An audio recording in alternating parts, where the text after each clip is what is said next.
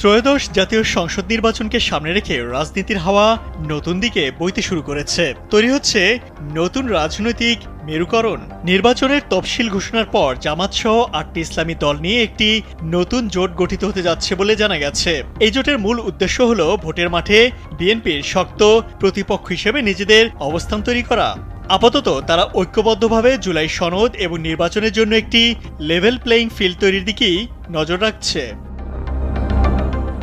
জানা গেছে তফসিল ঘোষণার পর এই জোটের কার্যক্রম দৃশ্যমান হবে। প্রশ্ন হলো, জাতীয় নির্বাচনকে সামনে রেখে কোন ৮টি ইসলামী দল আসছে একই ছাতার নিচে? নতুন জোটে থাকতে পারে বাংলাদেশ জামাত ইসলামী, ইসলামী আন্দোলন বাংলাদেশ, বাংলাদেশ খেলাফত মজলিস, জমিয়তে উলামায়ে ইসলাম বাংলাদেশ, খেলাফত মজলিস, নিজামে ইসলাম পার্টি, ইসলামী ঐক্যজোট এবং খেলাফত আন্দোলন।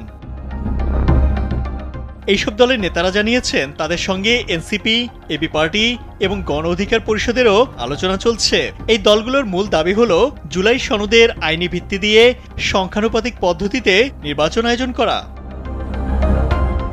বিদ্যমান ব্যবস্থায় নির্বাচন না করার পক্ষে অবস্থান এই দলগুলোর। তাদের দাবি, জুলাই সনদের শর্ত অনুযায়ী নির্বাচন না হলে তাতে অংশ নিয়ে কোনো লাভ হবে না। এ বিষয়ে বেসরকারি একটি টেলিভিশনে দেওয়া সাক্ষাৎকারে জামাতে ইসলামের সেক্রেটারি জেনারেল মিয়া গোলাম পরোয়ার জানান, ফেসিবাদ আমলের সেই প্রক্রিয়ায় নির্বাচন হলে আরেকটি ফেসিবাদের জন্ম হবে।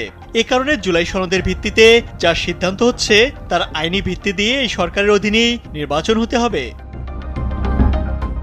ইসলামী দলগুলোর পক্ষ থেকে বলা হয়েছে, আগের মতো প্রহসনের একতরফা নির্বাচন হতে দেয়া হবে না। এ বিষয়ে তারা কঠোর অবস্থানে আছেন। নতুন এই জোটের মাধ্যমে আসছে নির্বাচনে ভিন্ন একটি ধারা তৈরির চেষ্টা চলছে।